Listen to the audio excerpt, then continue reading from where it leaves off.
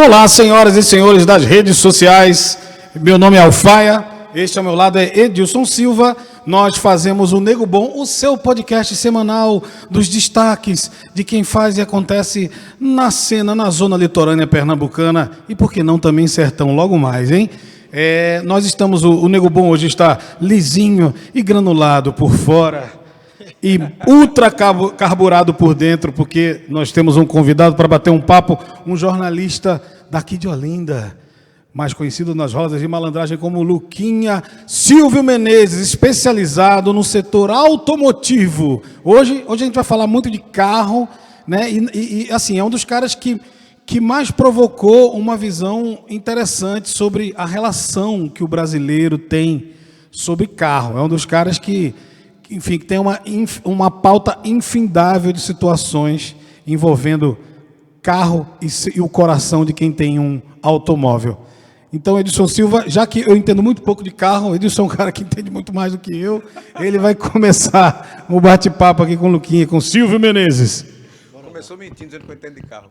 Mas olha só, gente, então, valeu aí, muito bom estar aqui em mais um podcast junto com o Alfaia. E a gente está aqui com o Luquinha, que é um caba que tem uma participação aí nas redes sociais bastante intensa, né? O Carro Arretado. Eu tenho acompanhado aí, sou inscrito lá no canal. Muito bem. E é muito interessante. Eu acho que esse tema é um tema que a gente debateu aqui. Pô, como é que a gente vai abordar no podcast essa questão e tal? Mas, enfim, eu acho que tem muito assunto para a gente tratar aqui, vai ser legal. Mas eu tenho uma curiosidade, perguntei para o Alfaia, ele não me disse, vai ser a primeira pergunta que eu vou fazer a ele. Por que, Luquinha? Porque é o seguinte, primeiro valeu aí pelo convite, Alfaia, que é meu amigo de longas datas, inclusive a gente se conhece aí de faculdade, de Olinda, né, inclusive, de muito tempo, e você também, Edilson, que eu conheço de longas datas aí, acompanho. Agora, sobre essa história de Luquinha, e Silvio Menezes, como é que é? Na verdade, assim, meu nome é José Silvio de Andrade Menezes, o nome de batismo. E aí pegou e ficou Luquinha. É isso aí. José Silvio de Andrade Menezes, Luquinha. Então, esse aí é o apelido de infância. Meus parentes me chamam de Luquinha, meu filho me chama de Luquinha, meu pai me chama de Luquinha, minha mãe me chama de Luquinha. Só minha mulher que me chama de um bocado de coisa. Mas é Luquinha, para os amigos. Então, a gente estava conversando ali antes de começar o podcast.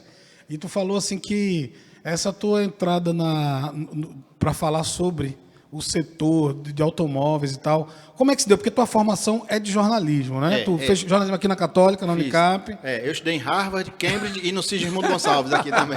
Essa aí foi minha base. Eu estudei na Católica. Sempre quis ser jornalista, eu sou filho de jornalista. Meu pai foi repórter de Jornal Globo. Eu tive um tio também, Antônio Menezes, que é um jornalista aqui de Pernambuco, muito conhecido, principalmente na área de futebol. Minha prima, que é a filha de Eliana Menezes, também é outra jornalista. Legal, então, a família, eu sempre quis ser isso, né? Então, porque eu era meio artista, até porque eu sempre fui o cara do mais engraçado da família, o mais palhação. Eu costumo até dizer, e gosto de contar essa história, quando eu tinha 8 anos de idade, eu era o único menino da minha rua a ter um revólver de verdade. E quando eu fiz 9 anos, eu era o único menino da minha rua. Essa história. Então eu sempre fui muito danado nessas coisas todas e sempre me identifiquei, eu queria ser jornalista. E eu estudei na Católica, tive a oportunidade de ir para o Jornal do Comércio, e aí eu passei lá por praticamente todas as editorias, fui repórter policial de cidades, então eu fiz aquela trajetória que é comum a qualquer jornalista, né? Você passar por várias editorias, e eu cuidei durante muito tempo com um plantão de Jornal do Comércio. Então tudo que acontecia de noite, aqui num grande Recife, você certamente se informou lá por mim. Eu fui buscar essa informação, eu lembro que os prédios que desabaram, o leão que pegou o menino no circo, avião que caía. Então, as grandes tragédias, assim, normalmente, isso era eu que tinha que acompanhar de perto, e isso me deu muita bagagem, né? E a vivência mesmo, aqui em Olinda, um pouco da minha vivência de vida mesmo, a experiência de vida, então, a malandragem de poder chegar nos cantos, de conseguir o acesso, o carisma, né, de a gente poder chegar. É de Olindense, cara. Olindense é um caso de carisma a ser estudado. Porque pois é. É isso, é uma cidade criativa, uma cidade carnavalesca. Tu tem a ver, porque o teu enfoque de jornalismo tem muita criatividade, tu, enfim, consegue pautas inusitadas desde sempre, né? Sim, assim, e a própria profissão, né? Isso ajudou muito. Eu até recapitulando assim, aquelas pessoas da faculdade que eram os melhores alunos, nem foram os melhores jornalistas. Tá? E, de repente, a gente conseguiu se sobressair um pouco mais, talvez por conta da vivência mesmo, o entendimento, né, das coisas, do mundo. Eu consegui lá, eu tive praticamente, eu acho que com 4 presidentes da República, praticamente com eles, como também tive nos morros e nos principais comunidades aí daqui do estado, e me meti e entrava e saía do mesmo jeito, com a mesma tranquilidade, com a mesma consciência, com o mesmo entendimento das coisas, o papel de cada um. Eu já tive com empresários bilionários, já tive com... Dono da bodega da esquina. Também. Principalmente não, o dono principalmente, né? Na verdade, eu ia lá mais exatamente para tomar minha Coca-Cola do que para trabalhar, mas tive Mas também. e aí, como se deu essa passagem de todas essas editorias para acontecer... Essa história de carro. No jornalismo automotivo e tal. Vou lá. Então, resumindo, eu passei um ano lá como estagiário, depois fui aproveitado e virei meu coringa, né? Nessa atividade que eu fazia, que era o repórter plantão do jornal. E terminei que entrando em várias áreas, até que eu realmente senti a necessidade de mudar, porque trabalhava à noite, madrugada. E aí eu pedi lá, falei com a chefe, e ela disse, tem uma oportunidade para ir em economia e veículos. Tinha realmente a editoria, isso aí, eu digo, eu quero. E foi lá onde eu vi uma grande oportunidade, porque quando eu cheguei lá, eu vi realmente uma imensidão, porque nas outras áreas você até tinha uma disputa muito grande, sei lá, grandes repórteres que foram preparados e que estavam ali na cara do gol, de repente chegava a vez dele, fosse em economia, fosse em cidades, fosse em qualquer política ou qualquer outra editoria, cultura, e eu vi que aquilo estava em aberto. E eu enxerguei um potencial, aquilo, um negócio, uma possibilidade. Eu digo, tanto é que eu lembro lá que eu passei um período lá, nesse período que eu passei como repórter, como coringa do jornal, eu passei lá 5 anos praticamente estático, parado, né, sem poder avançar profissionalmente, com promoção. E quando eu deixei de ser um coringa para virar um Batman, aí as coisas começaram a acontecer, inclusive financeiramente. Então eu tive promoções, porque eu fui atingindo e virei editor, no jornal para realmente tomar conta, e sempre tive muita autonomia lá. O Ivanildo Sampaio, que era o diretor na época, me deu muita corda e deixava criar. E aí as pessoas começaram a entender, porque eu fui para lá, como eu tinha muita liberdade, eu disse, não, então eu vou poder criar essa coisa mais leve. Então eu fui lá para quebrar, eu não fui lá para falar do compacto hatch premium ZXP11 motor 4, não. Eu fui lá para... Vem cá, porque carro, a gente pode falar de carro, mas não necessariamente sobre o automóvel. Carro é tudo que envolve, é serviço, é comportamento, é curiosidade. A paixão. Né? A paixão. Então, eu fui fazer muita matéria de comportamento. Então, eu fui lá, realmente já tinha uns colegas lá que já tratavam da questão técnica, e aí eu comecei a envolver. Eu lembro que minha primeira matéria, quando chegou lá, até um colega foi vender a pauta, né, para os chefes, e aí, o que é que tu tem? Ela disse, não, a Volkswagen está lançando o motor ZXP11 4XPW lá no Fox, vai lançar um carro com adesivo novo, vai isso, aquilo. E eu aqui com a minha, o cara disse, vai fazer o quê? Eu digo, vamos fazer o seguinte, a campanha política está pegando fogo, vamos mostrar aqui ao povo quais são os carros do candidato ao governo e contar a história de cada um dele. E aí eu saí contando a história de cada um. O Eduardo Campos tinha lá, sei lá, Isso foi em 2006, né? Acho que 2006... Ele usava uma... o Dudu Móvel, era o Dudu Móvel, a van. Uma van enorme. Porque ele gostava de seguir aqui as reuniões ali, aí liguei para os assessores. Levava a equipe toda. Ele gostava. Aí eu lembro que isso, acho que Humberto Costa tinha um pajeiro que o partido pagava, acho que R$7 mil. Enfim, alguém tinha os carros alugados e tinha... Acho que... Eu lembro que Renê Patriota, acho que ela também estava nessa... Tinha um cara também conhecido nosso, que também foi carro, né? Pois é disso, né? Mas teve uma coisa curiosa, que não foi nem com o Edilson, mas eu lembro que foi, acho que a Cátia Teles, que eu peguei ela foi lá. candidata também ao governo. Foi, né? PSTU. Pronto. E aí, na época, eu disse lá que ela tinha, enquanto os outros saí falando dos carros dos outros, e eu disse que Cátia Teles tinha uma Mercedes, 40 lugares, que fazia a linha Casa Amarela, centro do Recife, e botei ela pagando uma passagem de ônibus. Então, isso aí repercutiu muito. E daí eu até costumo dizer e me apropriar que eu digo que eu sou um influenciador analógico, porque eu venho desde a época do jornal fazendo essas matérias Essa aí. Influência. Essas má influências aí que eu tenho feito. Mas me diga uma coisa. Curiosidade. E conhecimento de mecânica, de automóvel? Eu faço... Você tinha... Porque eu faço a pergunta que é o seguinte. Mino Carta, que é um dos maiores editores de jornalismo que esse país já produziu, apesar de ter nascido na Itália, mas ele é um brasileiro naturalizado. Ele criou a Quatro Rodas, ele foi o primeiro editor, ele criou como se diz, a linha editorial da Quatro Rodas sem saber dirigir um carro. Por isso que eu faço essa pergunta, qual era o teu conhecimento sobre automóvel e mecânica naquele momento em que você estava entrando no caderno veículo? Engraçado, boa leitura essa sua, Alfaia, nem eu tinha pensado nisso, mas ele na verdade criou essa e criou tantas outras, né? Tantas outras coisas, né? Mas... eu até me identifico aí com o que você está falando, porque eu fui para lá para ser um técnico. Não necessariamente eu precisava ser o cara. Como eu te falei desde o início, o carro ele está além do automóvel. Ele está por tudo aquilo que envolve. Você viu que eu trouxe a política para ali, depois eu fiz uma matéria num clássico lá entre Esporte e Santa Cruz, ou Esporte Náutico, não lembro. Eu disse, eles não querem saber de gol, porque todo mundo só tinha carrão. Então, assim, eu botei isso numa final e aí eu comecei a brincar um pouco com isso.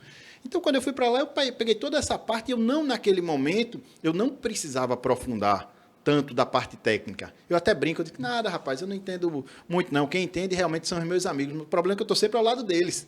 Então, a minha capacidade, a minha vivência, realmente ali faz com que você aprofunde ou conheça algumas coisas, não conheço de tudo, principalmente da parte mecânica, eu ainda tenho as pessoas que eu consulto. Eu sou um cara muito mais de mercado. Mas até porque essas mudanças de carro, elas já são anunciadas pelo próprio release, então você não precisa fazer talvez muito esforço só para anunciar essas mudanças técnicas, né? Talvez o lance de uma boa matéria, de uma matéria palatável para um público mais leigo, mas que é interessado no assunto, seja mais legal fazer. Também, talvez, mas tem o público que necessita desse tipo de informação. Agora, sobre essa história do release, você falou também uma outra coisa muito interessante.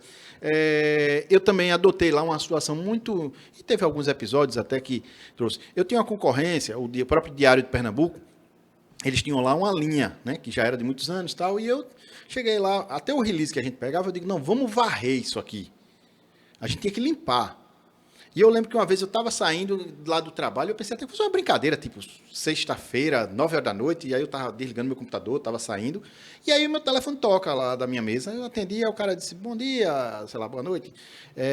Eu queria saber, porque eu estou vendo aqui o Diário de Pernambuco e o Jornal do Comércio, por que vocês têm 3 páginas, ou 4, e ele tem 5, 6? Eu disse, rapaz, eu não sei não, porque eu não trabalho no diário não, mas pensei até que fosse uma brincadeira, olhei para os caras, eu disse, agora vamos fazer o seguinte, aí foi quando a filha dele lá gritou para ele, papai, não sei o que, eu digo, vou lhe explicar por quê. Seu filho que está falando aí Ele disse, é minha filha, tal. Eu disse, quantos anos ela tem? 10 anos. Eu disse, pega ali agora, os 2 jornais, bota de lado, peça para ela ler o primeiro parágrafo de cada um. E aí a menina chegou lá, leu do Jornal do Comércio. O cara disse, a Audi lançou ontem o carro A4, vai custar 100 mil reais e ele chega amanhã nas lojas. Foi no concorrente, chegou lá e ele disse, a Audi lançou o motor GXP11 4XPW, com motor torque 4 kg, motor Power Shift, Power Black. Acabou, não entendeu nada. Vê se tu conseguiu entender o que ela fez no Jornal do Comércio. E tu viu na concorrência. Então, assim, isso dá trabalho. E é por isso que nós somos coisas diferentes. Eu realmente não sei, eles trabalham diferente, nós trabalhamos assim. Eu prefiro trabalhar assim. Então, essa linha também minha foi... Eu sempre comentei isso com meus repórteres. Você pode até deixar uma apuração meio falha, mas você nunca vai escrever aqui algo que você não domine. Porque se a Alfaia estiver vendo aqui, o que é isso? Não sei. Eu sei. O que tiver no meu jornal, eu sei. Por que ela não está aqui? Porque eu não sei. Então, eu tirei logo. Então, eu não corria o risco de passar essa vergonha. Porque se você pegasse muitas vezes ali, muitos jornalistas do mercado, do segmento, ele escreve uma coisa que ele não sabe o que é. Ele simplesmente transmite aquele release que vem de uma fábrica repleta de vaidades. Isso em todas as áreas. Isso tem no teatro, tem na música. Pronto. Tem no, enfim. Então, eu me encarreguei de fazer copiar o release, né? Eu me encarreguei de fazer essa limpeza, fazer esse filtro para tentar entregar um trabalho melhor. E isso me deu realmente esse filtro a gente pode chamar da boa comunicação, né? da capacidade comunicativa. Esse é o filtro que comunica questões técnicas de maneira agradável, né? Mas também tem o seguinte, você não é um jornalista, um comunicador que quer conversar com quem entende do assunto. Não, exatamente. Você quer conversar com o leigo, a pessoa que não... Boa colocação. Ela quer saber o básico do carro, aquelas coisas bem simples e tal. O que você falou aqui, Edilson, é o que eu sempre disse lá pro pessoal também. Se você quiser uma linguagem mais aprofundada, tem lugar melhor para você se informar. Vá na 4 rodas. Pronto. Então eu disse muito isso. Cara, você quer mesmo saber sobre isso? Vá na 4 rodas. Tem gente melhor falando sobre isso. Agora, se você quiser se informar, e hoje a minha comunicação, eu vejo o quanto ela é muito presente. O que eu venho fazendo aí, a necessidade da gente hoje, de que as pessoas se informam, é mais ou menos como eu entendo a comunicação. Eu já venho trabalhando ela muito mais próxima do que dessa que a gente está tendo hoje. Enquanto as pessoas estão viajando. Eu não cheguei muito à frente do meu tempo, não, porque eu também tenho essa consciência. Não adianta você aqui vender gasolina para disco voador, se você não tiver, não adianta você vender disco voador se você não tiver a gasolina dele. Então, não precisa. E eu não, eu simplesmente falava daquilo que eu acreditava, como eu enxergava e que eu tinha convicção, e simplesmente não mudou muita coisa não, de lá para cá. E hoje tem até uma coisa, já dando aqui um salto, tá? Para os dias de hoje. Eu falo muito na televisão e eu recebo muito esse retorno aí do pessoal. Eu tenho um programa na TV Jornal hoje, né? Que ela vai para o ar todo sábado, 1h30 da tarde. Tem como Carro Arretado. Tem a coluna Carro Arretado no Jornal do Comércio, que é publicado todos os sábados. Tem o canal Carro Arretado no YouTube. Tem o site carroarretado.com.br. Que também é parceiro lá do NE10, e temos as plataformas aí nas redes sociais, Instagram, Facebook e também TikTok, onde a gente tem mais de 100 mil. Caramba, já tem lá, temos 40 milhões de visualizações rola no uma TikTok. dancinha assim no TikTok. Não necessariamente, porque é o seguinte, Menezes. não, nem rola. Eu na verdade eu tenho 140 mil, tenho 40 mil quase com o Silvio, e tenho 100 mil com carro arretado. Eu sempre trabalhei muito carro arretado. Não, eu simplesmente consegui entrar, que os colegas não conseguiram entrar em TikTok sem fazer dancinha. Aliás, eu sou muito ruim de copiar os outros. Eu sou muito ruim. Teu lance é criar. Eu sou um grande criador. E talvez por isso tenha engajamento. Vou dar um exemplo aqui, a gente está gravando hoje, mas meu último vídeo de TikTok, que está lá, eu até tirei uma brincadeira, porque eu também tenho a história do humor, para mim sempre foi muito... A onda agora eu brinco muito com os coaches. Eu disse que o coach pegou um esporte de pobre, que era o frescobol, e transformou em esporte de rico. Mudou o nome, agora é beach tênis. Então isso aí já deu 50 mil visualizações em 2 dias, e já deu quase 500 compartilhamentos. Então, esse tipo de coisa, de você entender a realidade, puxar, brincar, isso eu fiz com carro, isso eu faço no meu dia a dia. Então, essa é a explicação aí de ter muita gente sem fazer dancinha, viu? Nada contra a dancinha. Mas é porque eu percebi, assim, os programas que eu vi no seu canal, você trabalha muito o comportamento em torno do carro também, né? Eu vi matérias ali sobre... que falava, eu até me identifiquei, né? O pessoal que não consegue lavar o carro no condomínio e tal. E aí teve um cara que trouxe uma tecnologia de fora, que foi para a Espanha, para lavar rápido e tal. Então, assim, você pega tudo que está em torno do carro, a relação das pessoas com o carro, as dificuldades que tem no dia a dia e tal, e acaba tendo uma abordagem mais holística. Né? Essa coisa, veja, em relação ao produto, às vezes ele é até mais fácil você falar de um produto, porque tem o abastecimento do release. Eu sou muito convidado pelas empresas para conhecer o carro, para testar. Já tive em todos os salões de automóvel do mundo, praticamente, nos principais, pelo menos, para conhecer carro. Qual é a periodicidade dessa tua ida? Porque eu, como a gente é amigo há tempos, eu vejo muito tu viajando para fora, assim, no Instagram direto. O quê? 2 em 2 meses tu tá em Tóquio, tu tá na Coreia, nos Estados Unidos. Aconteceu, por exemplo, você falou em Tóquio. Quantas vezes por ano tu vai para esses... Como é que chama? Salão do automóvel. Salão eu já tive, na Coreia eu tive 2 vezes, no Japão eu tive 1, aí salão de Detroit, que era nos Estados Unidos, eu tive umas 10 vezes, sei lá. Mas a gente teve realmente aí... Depende muito, porque tinha lançamento. Agora, o próprio mercado ele foi se moldando. Teve um período, sim. Já teve período de a gente chegar aqui, passar 2 dias, 3 e ter que voltar para outro canto. Já tive no Marrocos, no Polo Norte. Já tive em Dubai. Eu tive em Dubai um dia, tempo desse atrás aí. Foi a caminho da Coreia. Tá. Então, mas a gente teve lá. Eu tive realmente um bocado de lugar. Mas também tem ano que só com as milhas tu leva a família inteira pro Caribe. Não, mas engraçado. Você tá falando aqui... Essas milhas aí, mano. Mas engraçado. Mas quando eu tava lá no Ibura, ninguém falava nada. Não morro aí andando tudinho, né? Aí eu passei lá 5 anos, ninguém lembrou da minha Ninguém milha, lembrou né? das suas milhas. Aí eu fui ali dar um passeiozinho na Coreia, e aí as pessoas lembraram. Mas tem uma coisa aqui, voltando, sobre a apresentação, Edilson, dos carros. Eu uso muito, eu aboli muito, eu até brinco muito, porque tinha um colega nosso que ele falava, Eu acho muito importante um camarada que valoriza a cultura nordestina. Ariano. Na verdade, eu só gosto de 3 coisas. É dos meus livros, das minhas peças e do esporte.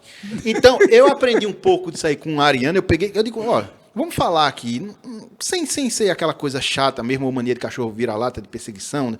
Não tive isso. Agora, por que a gente vai falar que tem uns caras que adoram usar uns termos da engenharia, uns nomes bonitos, que é a coisa do coach lá, o cara diz black piano. Tu sabe o que é black piano? É um piano com tecla preta? Pronto. Veja só, como você começou a imaginar, você é um cara de música, você ainda conseguiu contextualizar. Mas assim, o black piano, se eu te falar um preto brilhante, tu já consegue visualizar diferente, né? O que é um preto? Um preto brilhante, né? Então, aqui tem o preto fosco. Então assim, eu digo, gente, e os caras vão lá, isso aqui é black piano. Eu disse, não, gente, aqui no carro arretado você vai ouvir falar em preto brilhante. E aí os caras falam lá, formato trapezoidal, usando termos da engenharia, de uns caras lá que não entendem da comunicação, que eles querem usar umas nomenclaturas que não cabem. Então aí eu saio estourando tudo. Tem até um negócio lá que eu fiz uma imitação na época com a Ariana, eu dizia, até quando eu estava lá comemorando, celebrando, aí, lembrando a aniversário dele, e eu dizia, Eu acho importante o camarada feito carro arretado, porque lá ele não fala estrangeirismo. Né? Ele não fala estrangeirismo. Enquanto os outros ficam falando black piano, ele vai lá de preto brilhante. Aí os outros dizem, o carro do cara tem o torque, não sei quanto. Ele vai lá e diz, aqueles números 4, 5, que ninguém entende nada. Aí ele vai lá e diz, o carro anda muito e bebe pouco. Aí não tem como o camarada não entender nada. Então, é essa daí mesmo que o cara vai falando e vai se identificando. Então, muitas pessoas, elas conseguem ver elas conseguem ver os meus vídeos e conseguem entender e elas replicam isso. Popular, né? Então assim, Então, pelo que eu entendi, eu te vejo muito, eu vejo o carro arretado, apesar de não ter um interesse assim muito. Você me vê, é diferente, porque a gente é amigo e fica aquela coisa... Eu gosto de te ver lá na que a TV, gente se como fala. o Serginho, por exemplo, apresentava Sérgio Dionísio, Sim. que foi o nosso primeiro aqui entrevistado. Ele fazia aquele programa policial. Eu não gosto do formato policial. Sim. Mas eu assistia porque eu gostava de ver ele falando, Sim, assim, entendeu? claro, por alguma... Aí, agora ele está num ótimo programa lá na Nova TV, que é uma editoria de cidades, né? Completa. Ali tem uma TV educativa também e tal. Aí eu me interesso mais, porque eu sei os problemas da cidade, mas eu vejo o programa por causa dele mesmo. Sim, eu claro. gosto. Aí tem também, primeiramente, eu gostaria de dar um abraço para o Sérgio Dionísio. Sei que estou sendo acusado. Olindense também, né? Na verdade, foram os hackers quem invadiram, mas estamos escapando.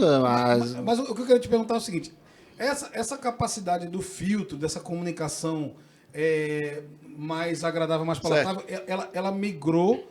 Pelo que você está falando, ela migrou do tempo da escrita lá do Caderno Veículo Jornal do Comércio para a TV. Sim. Mas entre você estar em casa ou numa redação escrevendo e você estar colocando a cara mesmo, o seu discurso, a sua voz, o seu corpo, a sua imagem para a TV, é um contraste muito grande. Como é que tu lidou com isso, assim? Quais as descobertas, quais as dificuldades, assim? Mas olha o que ele está fazendo aí. Ele é um Mas comunicador. agora, eu tô perguntando no momento em que ele decidiu ir pra TV. Agora ele tá formadão aí, tá Não, mas professor. essa história, professor. a história da televisão, a migração, ela não é fácil, até porque a televisão ela ainda assusta muito, né? Quando você liga as câmeras, aquela coisa toda, tem todo a gente erra muito por trás das câmeras, a gente erra um bocado. Agora, eu tive uma grande vantagem. Quando eu estudei jornalismo, claro que eu queria ser um repórter de televisão, porque eu gostava daquilo, você tinha mais possibilidades. Depois o jornal é encantador, que dizem até que os jornalistas mais completos, eles passavam pelo jornal, porque você apura, você é repórter, você tem realmente ali todas a percepção do negócio. E a televisão, no passado, você tinha coisa mais mastigada. No passado, tá? Você tinha um produtor que lhe alimentava, que produzia você, para você entrar com bola e tudo. E no jornal não tinha isso. Você era o produtor, você era o repórter, o estagiário, o chefe, o CEO. Tem que ser mais completo, hein? Tem que ser mais completo. Brincar nas 11. Sua, né? A criação Agora, para ser televisão, você também tem que ser mais artista. né? E assim, eu nunca fui um ator. Eu sempre fui um cara muito espontâneo. Eu era aquele cara, o palhaço da sala de aula, mas eu era o palhaço, eu era engraçado. Eu não era o cara de soltar bomba, não era o malvado. Eu sempre fui o engraçado mesmo, o palhaço. E para fazer o personagem, eu nunca tive aquela desenvoltura. Eu lembro até que Graça Araújo, uma vez ela me ligou, eles queriam fazer um teste. Raudney Santos parece que estava saindo da bancada, ele dividia a bancada com Graça Araújo. Eles iam, aí tinha saído e a TV queria um par para Graça e foi buscar na redação do jornal para ver se de repente lá dentro tinha algum talento. Aquela coisa, já a visão, uma boa visão na época da TV. E me chamaram para fazer esse teste. Acho que me chamaram o Léo Spinelli, de Economia, para ver como é que a gente ia se sair diante da televisão. E aí eu fui dividir a bancada com Graça. Pô. Mas assim, foi um teste. E Graça Araújo. E aí, tal, e eu...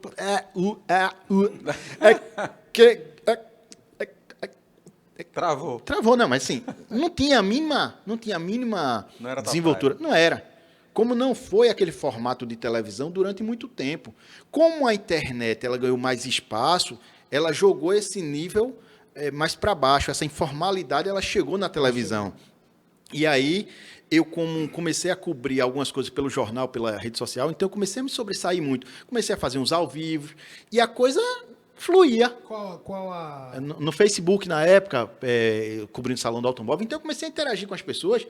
Fazendo live. Fazia live, e assim, grandes histórias eu fiz. E aí eu comecei a crescer diante daquilo. E todas as vezes que eu aparecia, era estouro mesmo. E eu interagindo da maneira como eu interagia, da maneira como eu apresentava, e aí eu fui sendo eu mesmo, errando, gaguejando, tropeçando. Opa, peraí, voltou atrás. E aqui... Você se sentiu, digamos assim, à vontade. Mais seguro. Nesse Nesse ambiente de internet. Com certeza. Se fosse para um jornal, com aquela coisa mais rica. Com certeza, ali então eu cresci. Foi as redes sociais que te possibilitaram, assim, destravar. A internet, sem dúvida. Até virou um digital influencer. Continuo dizendo lá. Continuo dizendo, jornalista, porque assim, a história do digital influencer, eu digo, eu até sou um má influencer, mas essa coisa do digital influencer, não, a gente é meio arrogante aqui, tem que defender essa coisa. Sou jornalista mesmo. Mas o que tu achou, por exemplo, de tu ter feito o curso e alguns anos depois a galera ter... É outra coisa, abolido né? Abolido o diploma. Não, veja só, eu convivo muito bem com essas coisas, porque eu sou um cara de cabeça muito aberta, assim. Foi muito válido naquele momento.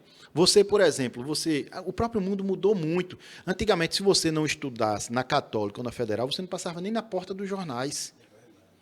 Depois começaram a vir aquelas terceira faculdade, a quarta e tal. Hoje em dia as pessoas nem questionam isso. As pessoas hoje, o mundo mudou de tal maneira que realmente quer saber. Você sabe fazer? Ele não quer saber se você... É o maker, né? Tem que saber fazer. Tem que saber fazer. Então o mundo de boa. O que eu vejo bastante, assim, eu sou um fã declarado dos podcasts. Eu assisto o Flow, eu assisto o Podpah, que é de uns caras meio maloqueiro da periferia de São Paulo. Sim. Eu assisto o Rafinha Bastos. Eu acho que ele faz uma interseção boa entre... Até o jornal, ele lê o assunto antes de perguntar. Porque os caras do uma produção lá, tem uma super produção dele. Cara lá e não é só ele. Eu digo produção do por trás. Ele se pauta, ele vai lá e pesquisa antes de. Então ele faz umas perguntas mais certeiras. Né? Mas o grosso dos podcasts, às vezes o cara mesmo diz, eu sinto muito, eu nem li o que você é. Você senta aqui e a gente vai conversar Bora descobrir junto. Sobre qualquer coisa. A gente quer saber, quer conversar com você. O que eu percebi é que o podcast, ele acaba deixando o convidado mais à vontade do que a TV. Por muitas questões. Você está ali num puta de um estúdio grande, cheio de profissionais. Intimida, né? E tem um horário, se for ao vivo, se for, né, você tem um horáriozinho para falar, ou seja, você tem que como é que se diz? Se mudar. Você tem que comprimir o seu discurso para ser o mais assertivo possível para você passar a sua mensagem naquele processo. E o podcast, ele relaxou isso. E hoje em dia, eu enfim, como estudante de jornalismo que eu fui, eu percebo que eles mudaram um pouco o paradigma, mas eu acho que isso sempre foi o melhor do jornalismo, é você conseguir manter a conversa interessante. Veja, isso aí. E os caras nem de jornalismo são, nem que mexia com videogame, o outro com não sei o quê, De fato. o outro que era maloqueiro de rua aí. e alguém disse, vamos botar uma TV no seu quarto e vamos... E os caras mantêm o convidado, sabe? O papo fica interessante. Veja, conversar, a gente já conversou muito. Lá perto de casa tinha uma mulher que conversava demais, o dia todinho, se botasse ela, conversava sobre qualquer assunto. Traz ela, né? Traz ela, né?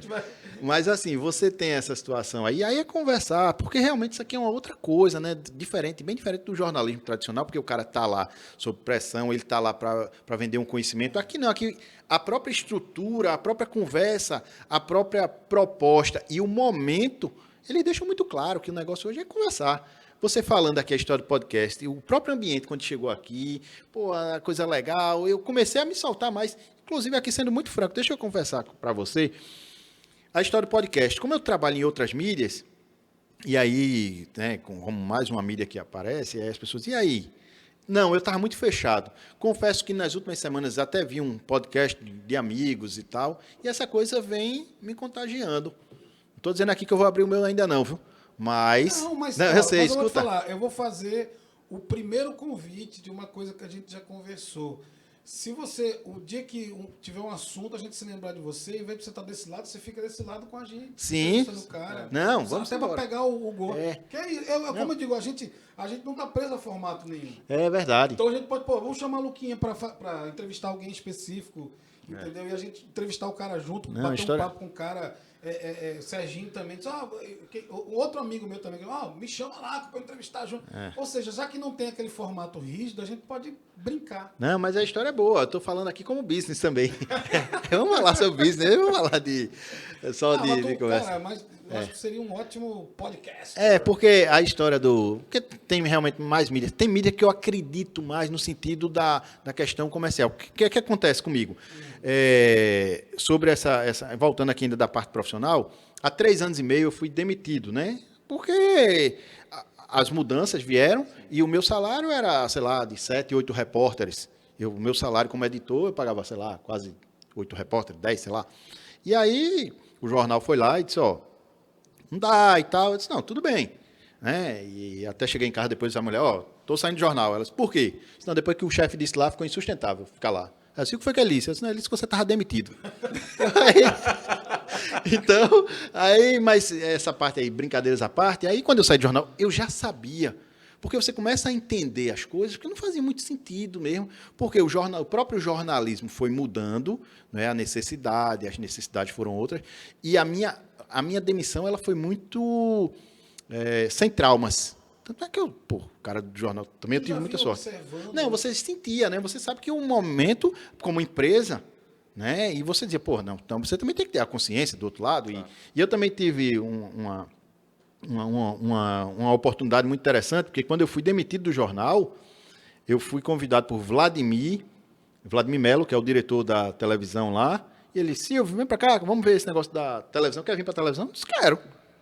Era uma proposta lá, ele também enxergou uma possibilidade de negócio bom para eles, e a gente fez uma parceria, estamos juntos aí há 3 anos e meio, e voltei depois para o jornal, para fazer a coluna do jornal, assim, então, você vê. Então, terminou que foi bom para todo mundo. No carro arretado. No carro arretado na televisão, sim. E na coluna eles me pagam lá para eu escrever sobre jornal, então... Você vê o que é uma parceria saudável. Eu realmente entendi o lado dos caras. Os caras voltaram como empresa, saiu com a porta, nós voltamos. E assim, terminou que foi bom para todo mundo, dentro de uma realidade. E eu digo que eu fui o primeiro desempresário daqui de Pernambuco. Eu era desempresário porque eu fiquei desempregado, né? E aí, no outro dia, eu fui lá e chamei 4 caras para trabalhar comigo. Então, eu virei desempresário, né? Eu não tinha o meu emprego, mas eu tinha para os outros. Porque eu precisava daquilo ali. Foi bom e realmente o carro arretado, o nome, deu um estalo. Liguei para um colega, eu digo, rapaz... E a gente cadastrou o nome e aí eu realmente registrei a marca, porque eu já estava entendendo, e aí eu comecei. Um nome massa, nome... porque, na verdade, faz parte também daquele... Mais nordestino impossível, mais pernambucano E é uma coisa que é o seguinte, quando o carro passa na rua, você te fala o carro de 3 vezes, vai passar aqui um carro, vai passar aqui, vai dizer, que carro da porra, que carro do caralho e que carro arretado. Na televisão só podia ser o carro arretado.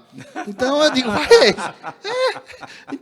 porque isso aí eu levei, registrei, o próprio jornal disse, porra, que nome da porra, e depois o Laurindo, que é o diretor do jornal, disse, rapaz, eu quero esse nome também, a coluna, e aí a gente foi, então, hoje tem lá a coluna, tem, como eu falei aqui, tem a internet, e o nome é muito fácil, as pessoas chegam lá, as pessoas não confundem, porque todo programa de carro, ou é auto, ou é motors, ou é motor, ou é...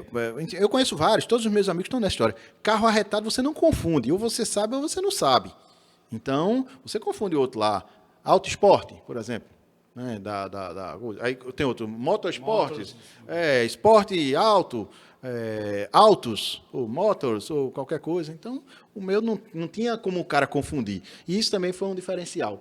Uma outra coisa aqui também que eu queria ressaltar, que eu dei muita sorte. Porque, como muita gente gostava de mim, e aí muita gente deu moral, pô. A gente fazia as coisas, o cara chegava lá, feito você mesmo, Alfaia. Não conhecia o Yuri também. Então, você tinha muita coisa, os caras vão lá, não sabem nem o que é, mas já dá na moral para levantar o cara. E isso na rede social era muito importante, porque o cara sai, né, tira aquela coisa das costas, do peso, né, da empresa. E aí, na teoria, o cara sai fragilizado, em regra geral. Só que eu saí muito forte, porque eu já vinha eu já tinha feito muita coisa aí que tinha rodado bem, viralizado. E como eu tinha muita gente que estava torcendo, quando eu botei lá o negócio, meu anúncio, era impressionante meu índice de engajamento. Então, assim, tudo. Porque os caras que iam lá não sabem nem o que é. Vou logo na moral. Aê, Luquinha, vai lá e não sei o quê. Para dar força. E aquilo foi muito importante. Porque aquilo tá ali. O cara olha lá, os caras de São Paulo, quer dizer, pô, meu, não tem o risco, cara. Aí o cara daqui e o dali. Então, realmente foi um diferencial. E aí, como eu disse lá, não foram só... naquele momento foi muito importante os amigos. Agora, eu confiava muito no meu taco. Que aí foram as grandes pautas realmente que eu fiz. Fiz muita pauta. Por exemplo, eu tive pautas aqui bem interessantes, que certamente você que está vendo e ouvindo aqui agora o podcast, é a história da Vanira, que é um personagem aqui do Carnaval de Pernambuco. Né? Lembra aquela história? Acho que 96, né? Música da Vanira. É ela. Tire sua roupa da janela. É um hit de Carnaval. Toda vez que eu vejo ela sem você, só me lembro de você sem ela. Ela, pronto, essa história da menina, o que é que acontece? Eu, na véspera do Carnaval, aí deu um estalo lá, eu estava conversando com os meninos, eu digo, rapaz, eu vou atrás da Vanira. Os caras, como é essa mesmo? Eu vou achar ela. Eu sei que conheço o primo do colega, do amigo, do vizinho, que uma vez pediu um livro emprestado ao colega dela lá em Itamaracá. O cara disse, quem é, rapaz? Eu digo, o primo do colega, do amigo, do vizinho, uma vez pediu um livro emprestado ao colega dela lá em Itamaracá. O cara disse, porra! Eu digo, pô, eu vou lá. Liguei para ela, ela disse, pô, eu tô fora da vibe, mas eu vou. E aí, quando eu botei lá na história, eu botei ela, levei para a ladeira de Olinda, levei e disse, gente, e na época tava aquele, acho que era Gustavo Lima, né, aquela Jennifer, o nome dela é Jennifer, não sei o que, eu digo, gente, o grande nome do carnaval deste ano é Jennifer, mas aqui em Pernambuco tem um nome que é muito mais forte e que está completando agora quase 30 anos no carnaval de Olinda. É da Vanira e ela está dentro do carro. E aí, quando o cara olhou, o cara disse, pô, bicho, da Vanira, esse cara achou da Vanira, 30 anos depois. E ela contou belas histórias, se soltou, conversou. Ela tinha 13 anos, pô, na época daquele comecei. 13 anos. 13 anos. Esse vídeo tá lá no canal do Carro Arretado. Ou seja, era. Hoje seria não, proibido. Não, né? Seria todo mundo preso, seria uma confusão, porque assim, mas veja, é isso que eu estou dizendo, porque assim... Ela era extremamente sexy. Era, e foi isso que foi vendido. A encarnação do carnaval, letra, né, da lascívia do carnaval era da Vanilla. Era, e assim, mas aquilo foi de uma época, então assim, veja como essas coisas... E um detalhe, porque da Vanira, o personagem era muito forte, e aí quando eu fui conversar isso com os colegas, mas o povo vai lembrar quem é da Vanira, eu disse, meu irmão, qualquer pessoa que tenha 40 anos para cima, ele vai lembrar. Daí para baixo, meu menino tem 14 anos hoje, tem um pouquinho menos, ele não sabe quem é da Vanilla, mas ele já ouviu a música. Então, ele também já mexeu com ele. Então, eu vou lá contar a história. E aí, desvender essa história. Mas você não sabe, foi um estouro essa matéria. Porque ela rodou na televisão, ela rodou no canal do YouTube e principalmente nos grupos de WhatsApp. Teve gente que recebeu de Portugal, falava comigo. Mas foi um negócio absurdo. Eu chegava nos cantos, cara, dizia, cadê da Vanilla? Total, não, total. Agora, uma pergunta agora que você levantou. O mesmo conteúdo da TV Jornal, eles deixam você colocar no YouTube ou são conteúdos diferentes? Como é que essa... Não, a gente às vezes... Não, a liberdade é muito grande lá, sabe? Ele tem lá... Vai para a TV... E alguma coisa você solta lá no YouTube, porque nem cabe tudo isso por conta, né, do que a gente está falando. O YouTube é infinito e também vai lá, eles usam também no YouTube da TV Jornal o programa, né? Então a gente usa isso aí sem problema nenhum.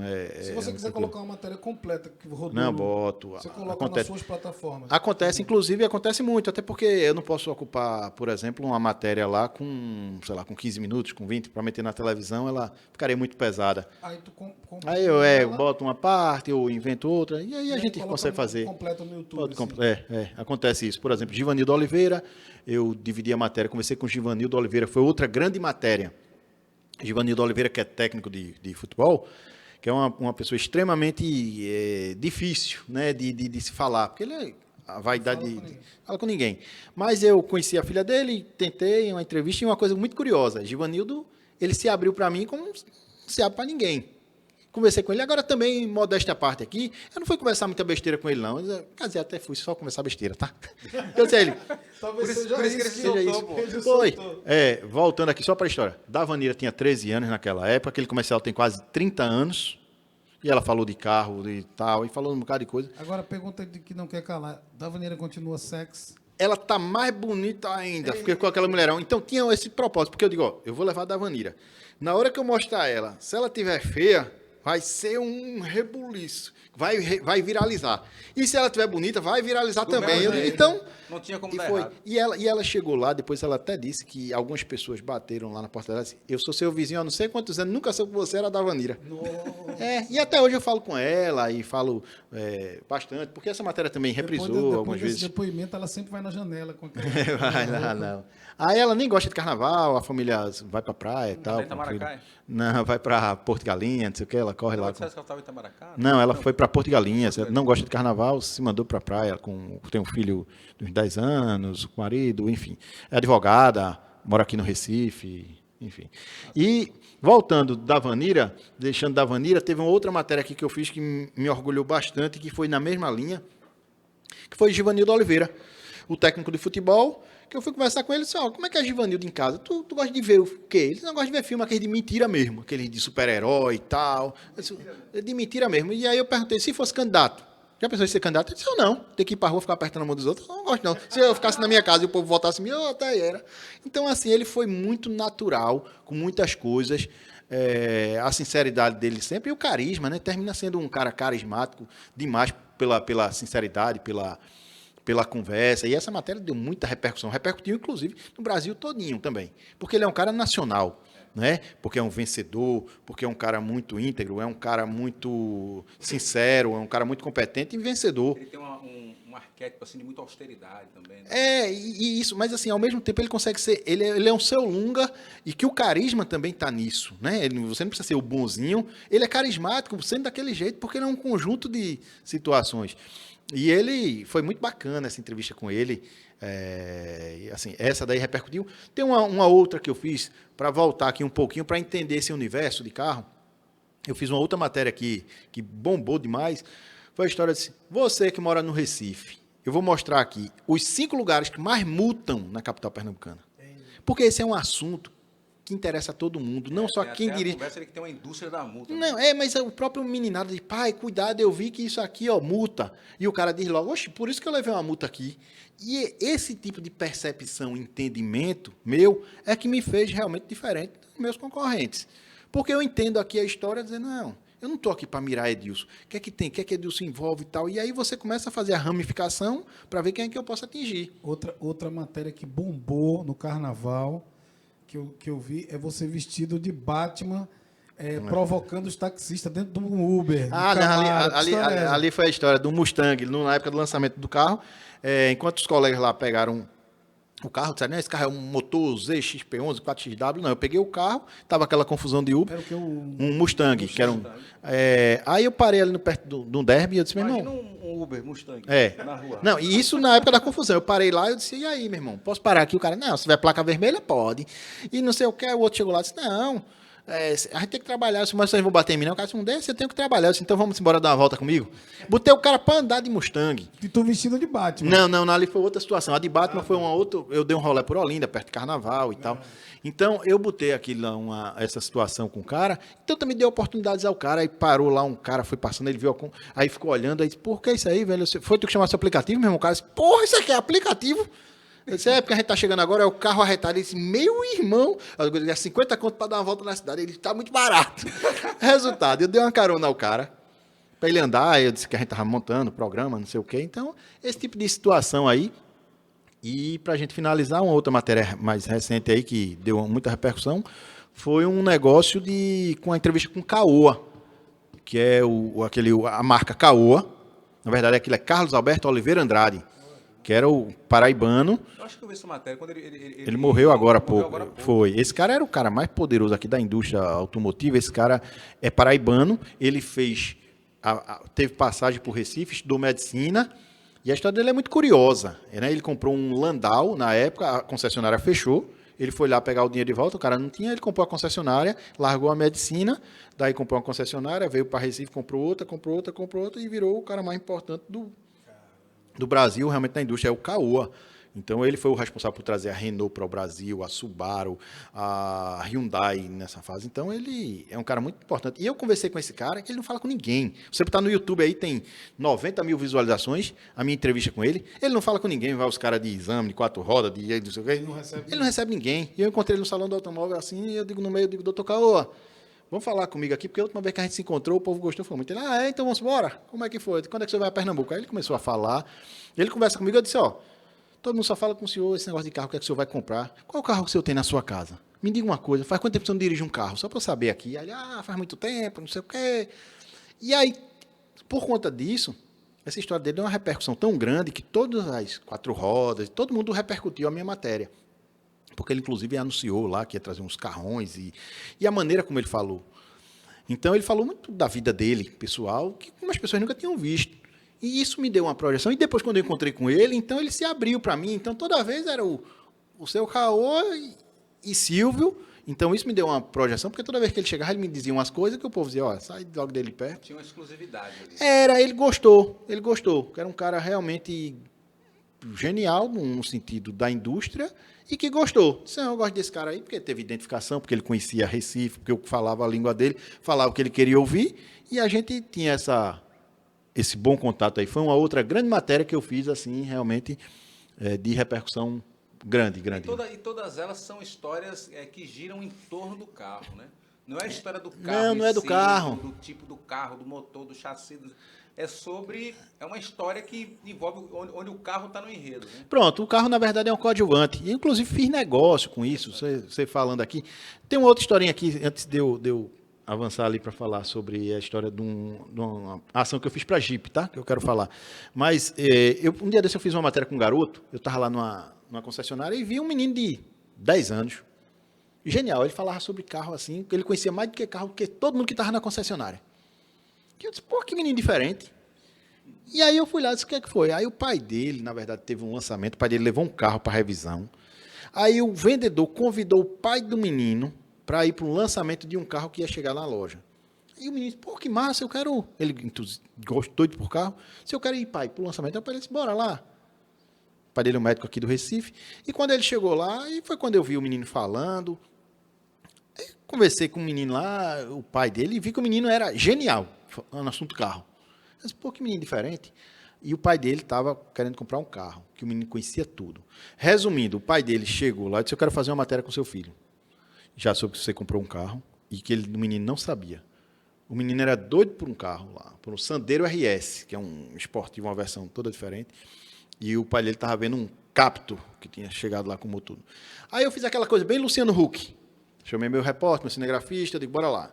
E a gente foi pegar o menino, eu vim conversando com ele, eu disse, que história é essa? Ele disse, não, eu comecei a carro assim, eu vi um canal Opinião Sincera, que é uns caras que falam de carro, eu comecei a ver, comecei a gostar, e hoje o Pierre leu tudo do carro. E aí eu disse, eu quero fazer uma entrevista com você. 10 anos. Isso tem 3 meses essa matéria.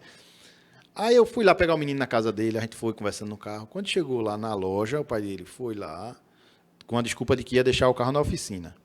Eu já estava com a minha equipe. Quando chegou lá, eu disse, que carro é esse? Ele disse, esse é um Renault Kwid, esse é um Renault Duster, esse é não sei o quê. Quando chegou lá, disse, puxa aí quando puxaram aquelas lençol, aquelas coisas do carro, tinha lá o Sandero que ele queria. E aí o menino chegou e disse, e esse carro aí? Ele disse, o Sandero RS, que massa. O pai dele disse, pode ligar aí. O pai dele ligou, disse, pronto, esse carro aí é o da gente. Aí o menino desabou. Né? Não, é uma história que é melhor do que a Luciano Huck. A minha matéria. Botou lá, a gente botou os meninos para... Foi uma matéria que chorou. Cada vez que eu vi, eu chorava. E todo mundo que chorava, todo mundo que eu mostrava, chorava. Depois você vê a história. O brasileiro tem paixão por carro, isso é inegável, isso é conhecido. Tu que circula muito para ir para esses salões, qual é o outro país, o outro que tem essa paixão, assim, por... Vê só. Porque, talvez não deixa para perceber num salão, né? Talvez Mas assim, o que é que acontece? Não, aí você tem muita particularidade de cada um, até porque o transporte público ele é muito bom. Você vê que você está dizendo que o brasileiro é apaixonado, realmente, durante muito tempo a gente falou isso. Hoje em dia você tem a questão da mobilidade aí, você tem os carros de aplicativo, é muito bom você não pagar IPVA, você não pagar estacionamento, você não pagar seguro. Então a percepção, né, das pessoas está mudando. Os mais jovens... um scooter elétrica, que tem Pronto. um mês. É? Ele está adorando, ele está circulando aí. Eu vou falar. Isso que você falou, ainda tem, hoje, a gente está com esse problema localizado no preço do combustível ainda, né? Que está muito impeditivo, né? Isso aí é uma coisa, coincidentemente eu tenho aí um carro que eu estou andando, eu gastei hoje 300 pau para encher o tanque dele, 300. Detalhe, viu, eu tava numa curiosidade, dizer, pô, o cara, ele fala do universo do carro, eu vou lá para frente para saber que carro ele vai chegar. Ele chegou com o Chrysler. Eu gosto de carro diferente, mas eu também andei minha vida toda, né, de Rio Doce CDU. Eu andava de Rio Doce CDU. Eu andava... Com Mercedão. Não, eu andava de Rio Doce... O Rio Doce CDU era tão cheio, mas era tão cheio que até o motorista em pé. E aconteceu uma vez uma coisa bem interessante. Eu peguei um ônibus aqui em Bairro Novo, né, e você botava a mão, né, e você não ia nem vir. Onde você segurasse lá, você ia... Né? Onde sua mão encaixasse, você ia segurando. Aí eu fui segurando ali, parecia um papagaio na porta, assim, voando. Que você ia viajar na porta, né? E aí, quando chegou ali perto do centro de convenção, o cara bateu na minha cabeça, eu fiz, e aí, galego? Ele disse, dá pra soltar meu cacete que eu vou descer na próxima? Eu digo, oxi! E eu ia cair. Aí, venderam é foda, antigamente. Já andei muito de ônibus. Era muita história. Uma coisa, fala dessa coisa de como é o nome? Resíduos fósseis, né? Emissão, etc. O carro, ele é uma paixão, né? Você está falando de outros modais e tal, mas ele também, para uma galera, para o primeiro mundo ali, ele é meio que um vilão também. Pois é. Permite muito. O que a indústria automobilística, ela se preocupa com isso, ela não se preocupa? Bora lá. Qual é a tua percepção? Bora lá. O que você falou aqui, pronto, a história do brasileiro ser doido por carro. É porque a gente não tinha nada, né? Durante a vida toda. Então, quem é que não quer comprar as coisas? Como o cara lá fora já teve tudo... Então, assim, você tem um metrô que funciona. A referência passa a ser outra. É porque a referência da gente é aquele ônibus lotado aqui que eu falei. E o cara lá pensa num metrô daquele, e o cara tá aqui, ó, sentado. Eu já viajei. Ele fala assim, por que eu vou pagar IPVA? Pra que vai? Gasolina? Tinha um comercial muito bacana aí num passado recente, que era o menino passar no vestibular, os pais chegavam e dizer, filho, o que é? Tome um carro, o Pierre dizia, pô, pra que eu quero? Eu vou pagar IPVA, vou me preocupar com estacionamento, vou pagar seguro, não tenho onde estacionar, eu vou ficar com isso, a obrigação. Eu não quero. Então, essa é uma realidade que a gente tem que começar a despertar. A própria indústria sabe que está havendo essa modificação. Por exemplo, eu chego lá em casa, porque eu testo muito carro, né? Então, eu chego lá em casa com carro branco, azul, preto, conversível, com a roda com 5, com 3. Meus meninos estão nem aí, ó. Ele quer um iPhone 45. Eles já estão... Quer dizer que essa geração já não é cobiça. Você não conquista uma criança com um carro. Mais. Não. Então, assim, esqueça isso, não é... Eu posso chegar lá com o que for. Eu estou dizendo a você, eu já testei aí nesses últimos... Sei lá, eu estou nessa área aí há quase 20 anos, fazendo isso. E... dificilmente tem um carro lá que eu consiga impressionar meus filhos. Eu tenho um filho de 17, eu tenho 14. Mas será que não é porque exatamente não. Isso faz parte do cotidiano deles? Tu tem um Chrysler, né? Não. Para eles é uma coisa... Não. Eu até tenho, na verdade, eu tenho um Fiat 500 conversível, um Cinquecento, que é um carro... Eu sempre gostei de carro diferente, tá? Mas não necessariamente seja um carro caro, ele tem que ser diferente. E a ideia é aumentar essa coleção. Eu não gostava muito de carro antigo, não, mas de 2 anos para cá, esse cheiro de ferrugem aí foi pegando e vai contagiando. Eu estou começando aí a ingressar para umas coisinhas dessas, mas gosto de carro diferente. Porque carro bom eu testo direto, carro diferente nem tanto. Agora, sobre essa pergunta aí, definitivamente não, Adilson. Os meninos não se encantam. Por que não se encantam mesmo? Porque não é referência para eles, estão acostumados, têm uma vida diferente.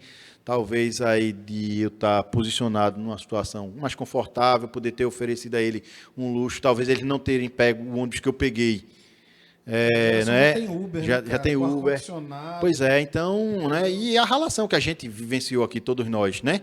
Então, aquele ônibus, talvez se eles tivessem pego uns ônibus daquele do CDU, valorizasse muito pra gente essa o carro. migração pro carro. A gente pegou muito busão. Pois é. Seja muito importante socialmente, pessoalmente, né, Claro. fazer a migração para um carro confortável. Mas sabe qual é a Os caras já não eles já estão com Uber, cara. Já estão Tipo, com eles Uber. já têm um Aplicativo. Aí, sabe? Eles já Sai. tem essa...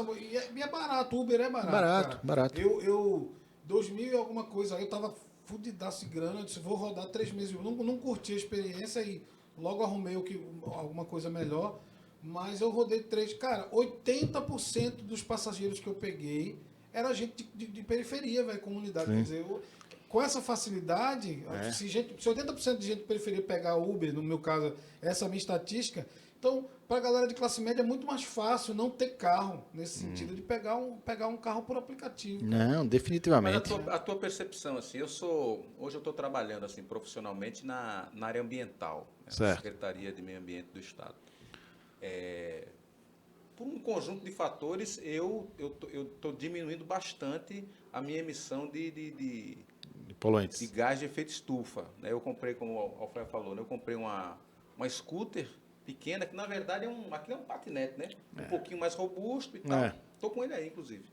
E é fantástico, porque eu gasto... Se bicharia, tu fez a conta já, quanto gasta por semana, assim, de energia elétrica, de Rapaz, grana? na minha conta de energia elétrica, veja, Depois de um mês, né? depois de um mês, eu carrego a bateria todo dia. É 5 a 6 horas carregando a bateria da scooter. Eu ando com ela 40 km por dia.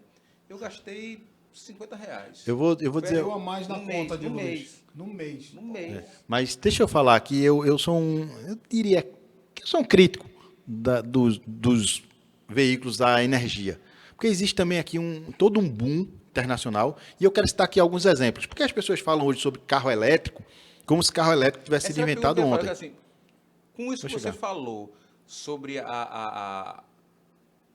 o não fetiche que Certo. o carro exerce sobre as novas gerações. Certo.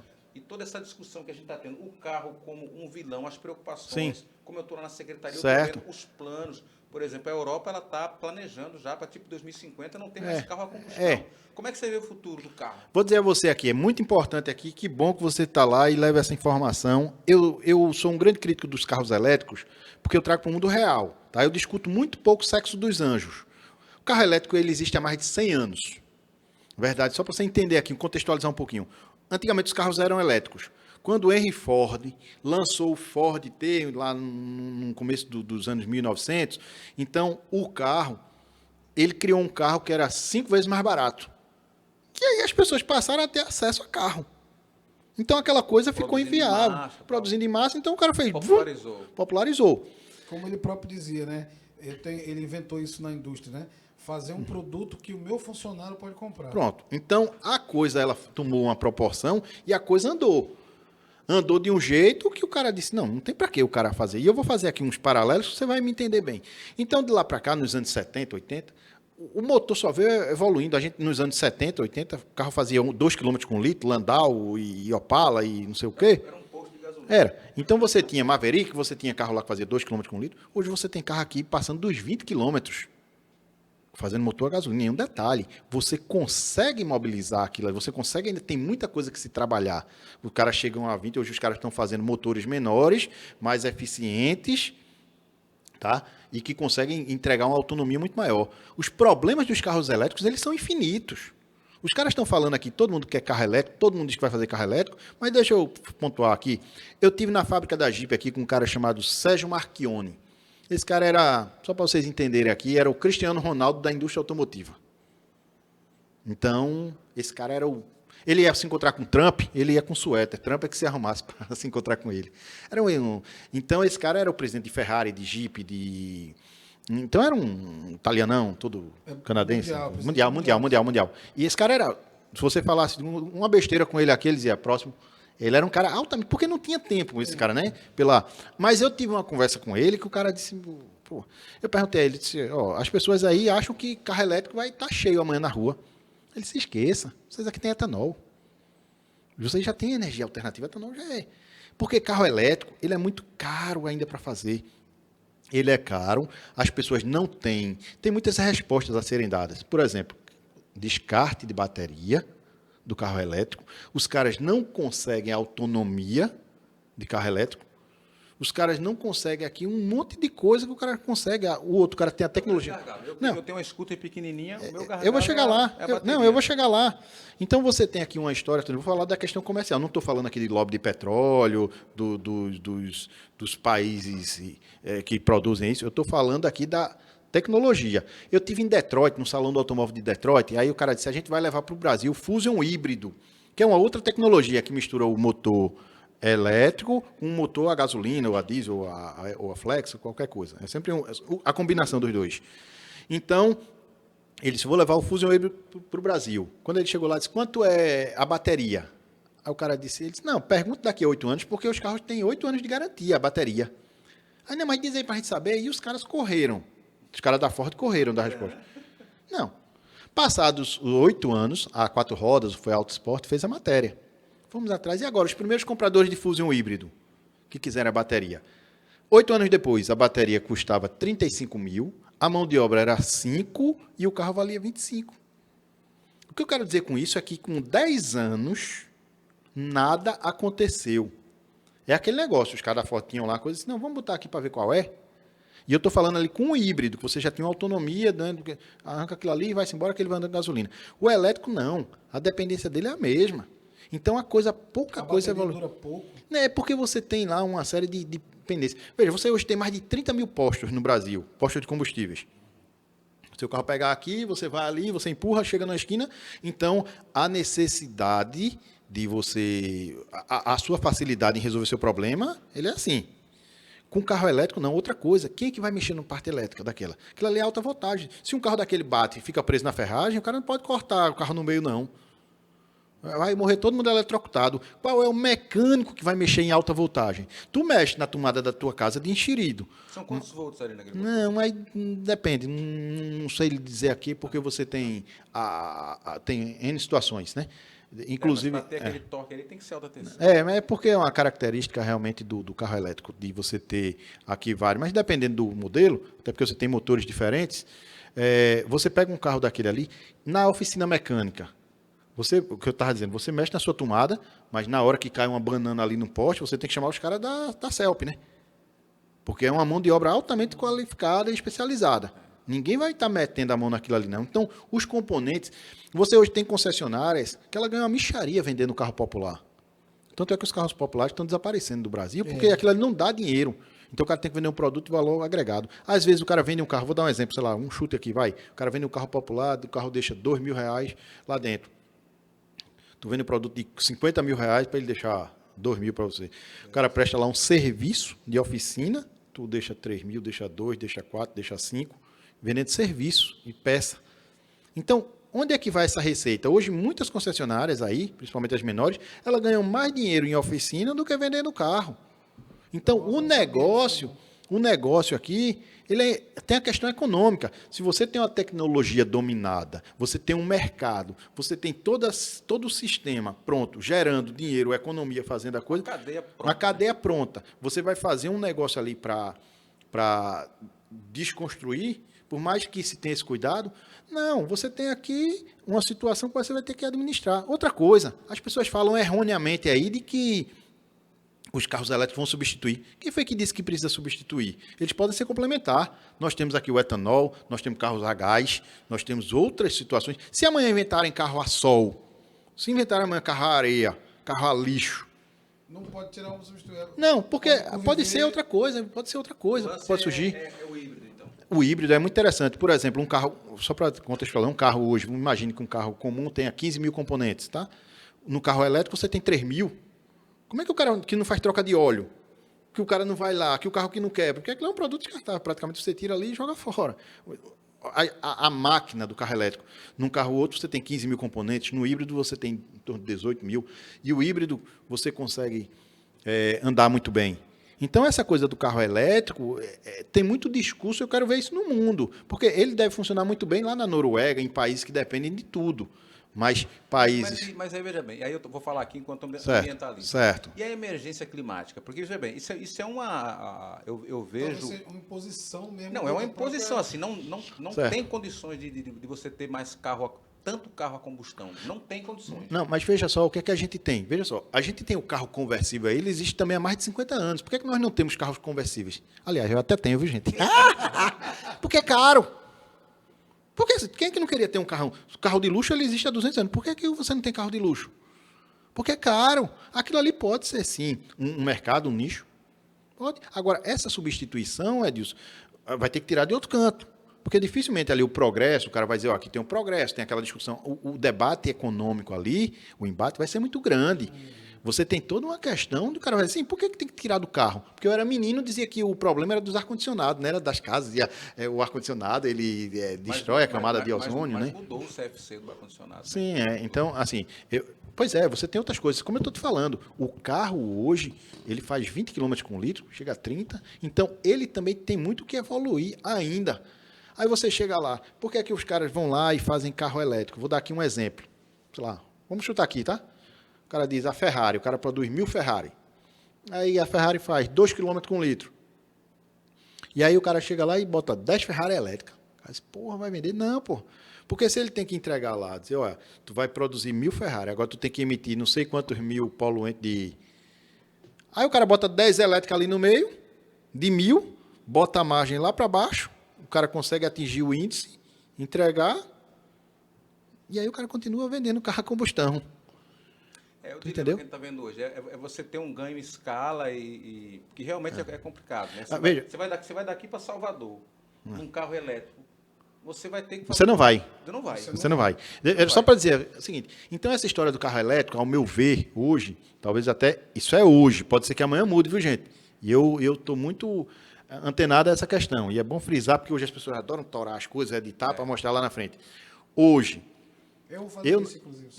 Eu não acredito muito no carro elétrico. Combustão, Feita aquela história, você pega lá, eu digo muito, é feito o cara que foi, a gente foi para a Lua há 50 anos, por que a gente não vive indo para a Lua?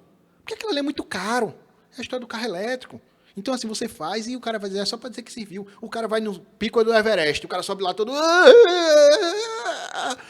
Chegou, aí volta. Não, pô, pra quê? Só serviu para mostrar o cara que ele sabe fazer.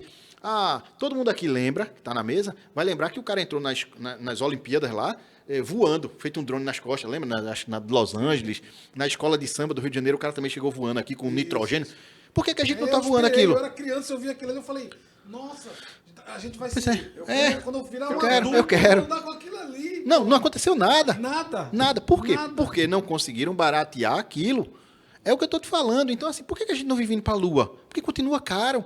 É a mesma coisa do carro elétrico. Por mais barulho que se faça, e eu já vivenciei várias situações, os caras disseram lá, todas essas marcas aí estão trazendo carro elétrico, eu até mostro, eu faço, mas eu já vi esse discurso lá há 5 anos, há 10, o cara dizer... Fica caro isso. Fica caro. Ele aquela conta... Tem ganho em escala, cara. Se ele não tiver uma escala industrial para poder ter ganho, e como ele falou, a cadeia, ele falou, eu estava ligando, pô, realmente... Um carro a combustão, imagina a rede de oficinas que tem hoje. Tudo de equipamento. Você teria que mudar tudo. Isso custa uma grana absurda. E assim, e ainda dentro de uma concepção que você realmente tem que quebrar aqui, porque você precisa muitas mudanças, inclusive do trato naquilo, né? De conhecimento mesmo, que a gente não sabe como é que você vai domar uma alta voltagem. Então, você tem muito mais... A questão é muito mais complexa dos elétricos. Eu, por exemplo, você falou aqui da sua moto, eu já tive moto elétrica, bicicleta elétrica, tenho patinete elétrico. Eu já tive os 3. Com os 3 eu já fiquei na rua, tá? Deixa eu perguntar uma coisa. Carro a gás polui menos que carro a gasolina, por exemplo? Carro a gás? Polui, mas aí tem uma outra discussão, porque os caras falam, por exemplo, do próprio elétrico. As pessoas dizem que o elétrico não polui, mas o processamento de fazer aquilo, na indústria lá atrás, ele continua... Não, ele polui menos, mas ele polui, né? Mas na fabricação, não. Na fabricação. Por exemplo, Noronha viveu um caso muito interessante. As marcas lá me mandaram os carros para Noronha, tem os carros elétricos. Mas eles são abastecidos com gerador a diesel. Então, assim, veja, na hora que o carro elétrico está na rua, aí quem vem fazer aqui o guincho é um carro a diesel. Agora, é diferente, por exemplo,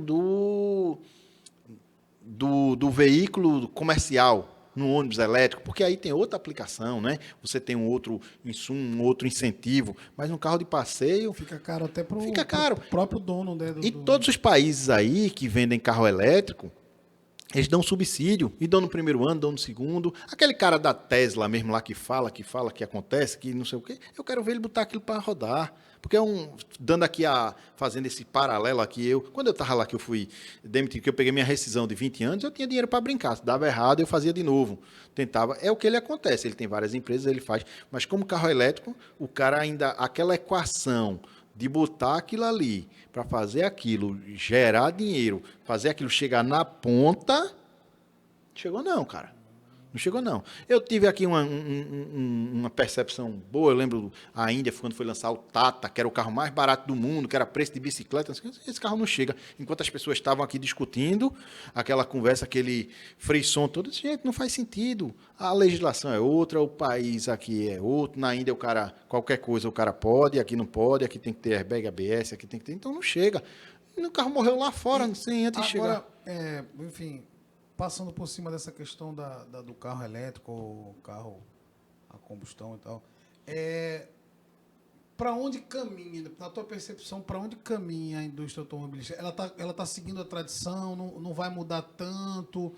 Quais são as apostas, pelo que tu percebe, da indústria automobilística no Brasil, no mundo? Assim, qual é a... Não, veja, aí também tem muita mudança. Tradição? Não, é porque tem mudança, inclusive, de comportamento, do acesso, da facilidade hoje. Os carros hoje estão muito conectados, né? Na verdade, são computadores de roda. Então, assim, muitos carros que a gente vê na rua aí, têm capacidade de andar sozinho hoje. A história dos carros autônomos. Os caras já têm conhecimento para isso, pô. Qualquer carro aí, eu estou dizendo muitos, tá? Estou falando aqui do Fusion, do carro da Jeep mesmo. O carro vai, você aperta o botão, o carro liga de longe, estaciona só. A Ranger, que ela fazia coisa... Pronto, Se eu tivesse de noite na estrada, ela guiava sozinho. Pronto, é isso. É o leitor de faixa, sensor de faixa, leitor de placa, carro que estaciona só, tem o radar ali de puxar a direção, por exemplo, Edilson, ele estava dizendo ali, se ele pegasse no sono, aí a direção, ele lia a faixa, ele não deixava sair. Você tinha que ligar a seta, por exemplo, isso tem muitos carros aí na rua. Esse sensor de placa é para evitar a proximidade? Também, você tem uma espécie de radar, frenagem automática. Você está se aproximando, ele... Você, por exemplo, isso... Então é segurança, né? Tem muito carro desse aí. Estou falando aqui, desde o HB20, ele tem um sistema que se passar uma pessoa na frente, ele vai frear sozinho e um HB20, que as pessoas nem sabem disso. Aí você tem o Cruze, talvez, não sei se o seu tem esse equipamento, dependendo da versão. Dependendo da versão, e é bom nem testar, tá? Eu digo que esse carro aí é bom não ver não, mas tem muito carro aí nesse sentido. A questão do carro autônomo, aquele carro que vai andar sozinho, ali uma outra discussão. Porque tecnologia e recursos os caras já têm. A discussão ali é o seguinte, o fabricante vai vender a Ford para Edilson. Vai vender aqui um Ford, beleza. Tu vai ali saindo, vai dormindo, atropelou alguém, deu errado. Aí tu vai dizer, opa, o carro é meu, foi da Ford. A Ford diz, opa, peraí, esse cara não deu manutenção. E a discussão é muito mais em torno de responsabilidade do que a funcionalidade do sistema. Com os carros da Google, né? Que tem aconteceram, né? Já rodando por aí e aconteceu, né? Exatamente, alguns carros aí já tiveram esse tipo de problema. A questão ali é de responsabilidade. O cara vai dizer, enquanto ali é do Google, tá? A Tesla, de quem quer que seja. A questão é realmente quando aquilo ali tiver quem é que se na frente. Responsabiliza pelo estrago? Então é isso. A discussão é essa. Porque tecnologia, o cara dá para botar ali amanhã e faz uma fila. Todo mundo tem um carrinho para andar sozinho. Então é isso aí. É segurança, é carro hoje conectado, carro fazendo cada vez mais coisas e o cara fazendo menos. E os caras também parece que apostando nessa coisa de de autonomia, né? De gastar menos combustível com mais quilômetros rodados. Porque tem essa necessidade aí, essa obrigatoriedade, nessa cobrança mundial. As empresas elas estão se impondo, por quê? Porque os acordos que a gente tem, né, os acordos internacionais, os tratados, eles vão impondo metas de neutralizar carbono. Sim. E assim, os caras estão atrás. Talvez, inclusive, o hidrogênio verde entre aí, entendeu? Talvez por conta dessa... Porque aí é algo mais simples. Você falou aqui, eu já dirigi carro a hidrogênio na Coreia.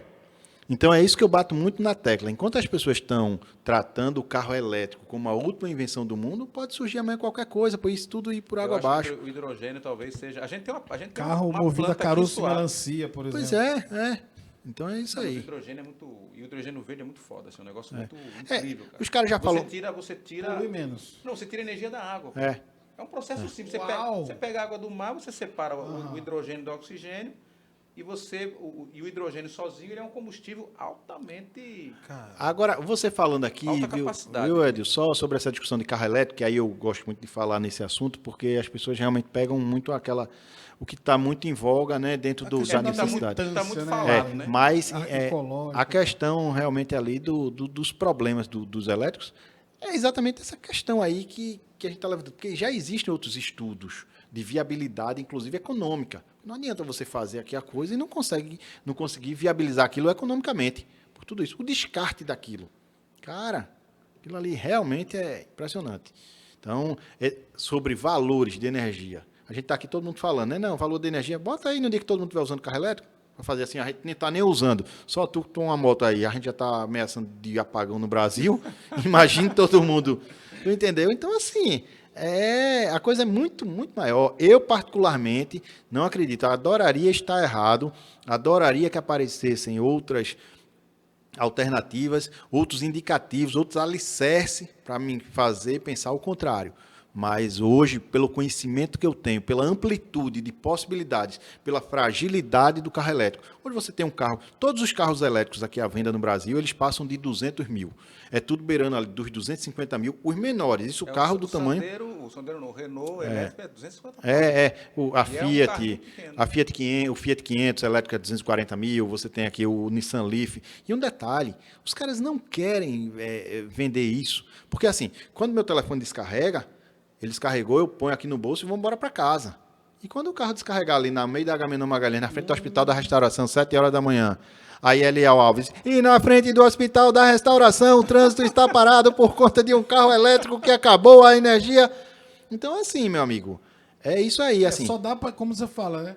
Só dá para ter um carro, assim, para o usuário comum, assim, carro popular, quando tiver toda a estrutura, né, que envolve a indústria mudar, tipo, posto de gasolina. Veja só, eu cubro essa área, né, há quase 20 anos aí, eu estou nessa área. Aqui, posto de abastecimento, Mas assim, eu cubro essa área há quase 20 anos e eu me lembro que eu fiz matéria lá atrás dizendo, São Paulo se prepara para o carro elétrico. Há 20 anos, pô. Então, assim, às vezes as pessoas, não, o carro elétrico vai tomar conta. Vai? Quando? Porque vai tomar conta, é feito aquele negócio. Você vai na porta do cliente, o cara, pô, eu vou te contratar, depois a gente fala. Pô, tu vai lá, tá certo, vou esperar depois. Aí tu vai esperar 1 ano, 2, 3, 4, 5. O cara tá errado? Não, eles querem depois. Meu irmão, vem cá. É depois quando? Porque mesmo os países aí, Adilson, várias marcas dizem, né, que querem diminuir. A Volvo, por exemplo, vende os carros eletrificados. Tem um grande, uma informação também importante aqui de falar. Eletrificado? Eletrificado, que é o carro híbrido. Híbrido, tá bem. Ele é diferente do elétrico. Tanto é que os números de carros elétricos, eles são pífios, os números. É muito pequeno. Aí, para ele dar um volume, a sustentação, ele põe o eletrificado junto, que aí são os híbridos. Esse sim é uma solução interessante. A Toyota tem eu já vi vários meu carros da velho, Toyota. Eu, inclusive, estive testando semana passada, um carro da Toyota híbrido. Já testei outros e realmente é uma solução muito interessante para nós. É massa, porque ele não muda nada, você não precisa nem ligar na tomada. É um processo de regeneração. Na frenagem, ele gera energia para a bateria. Então, em regra geral, o carro, quando está até 40, 50 quilômetros, ele vai consumindo a energia ali, numa parada de trânsito, ar-condicionado, exatamente da bateria elétrica. Quando você precisa mais, você pisou no acelerador, ele, precisa de mais força. Aí liga a combustão. Aí liga a combustão. E tudo isso automaticamente você não percebe nada. Do ponto de vista de engenharia, a tecnologia da porra. existe uma discussão ali técnica, porque o engenheiro diz, essa merda não é nem uma coisa nem outra. Isso é uma discussão técnica, né? Linha de raciocínio. Do ponto de vista prático, o cara diz, oxi, para mim é beleza. A minha não precisa ligar na tomada e está funcionando e eu estou rodando aqui quase 20 km com 1 litro num carro de luxo. Então, essa é uma situação. E outra defesa para quem vende carro elétrico é que diz, enquanto o meu carro elétrico tem 3 mil componentes aproximadamente, um carro híbrido tem 18 mil. Então, a manutenção dele é mais cara. Tem que ter as duas estruturas. Da combustão e do elétrico. Rapaz, só que eu pensei aqui, é bom que não se popularize carro elétrico, porque, cara, Tu já viu o tamanho da fila na CEL para resolver um problema de energia? Pois é. Não, é melhor que não. Deixa como tá, porque realmente... Imagina, ó, já tem uma fila quilométrica em posto da CEL para resolver o problema de energia. Imagina todo mundo com carro elétrico. Não vai. Mas assim, por exemplo, a visão que tu coloca, eu vejo assim, a visão... A do Visão do Inferno, né? Não, de alguém de dentro da indústria. É a visão do mercado, de como a coisa funciona na prática. Na prática. Mas Alguém acontece que entende da tem, situação. Assim, a discussão é isso vai ser um choque. Assim, por quê?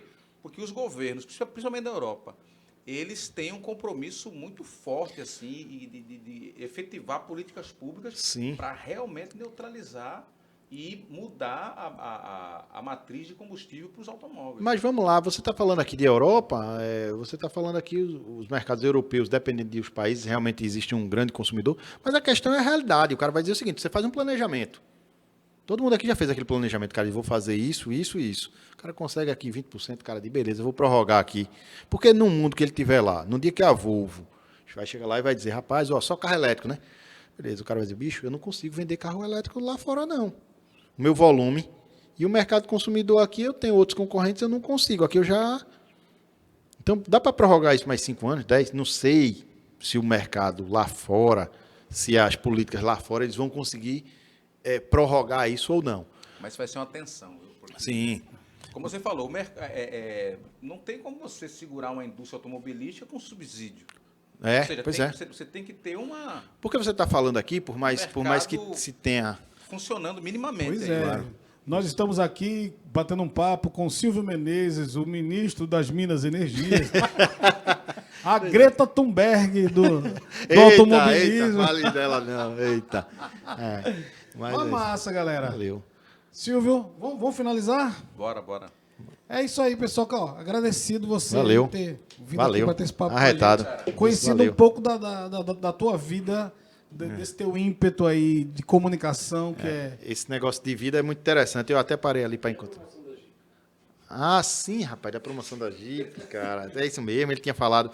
Aí, voltando, então, sobre essa história de sacada, eu tinha saído do jornal, e aí eu disse, pô, chegou lá e bati na porta dos caras da Jeep, eu disse, bicho, pessoal, vocês estão chegando em Pernambuco, né?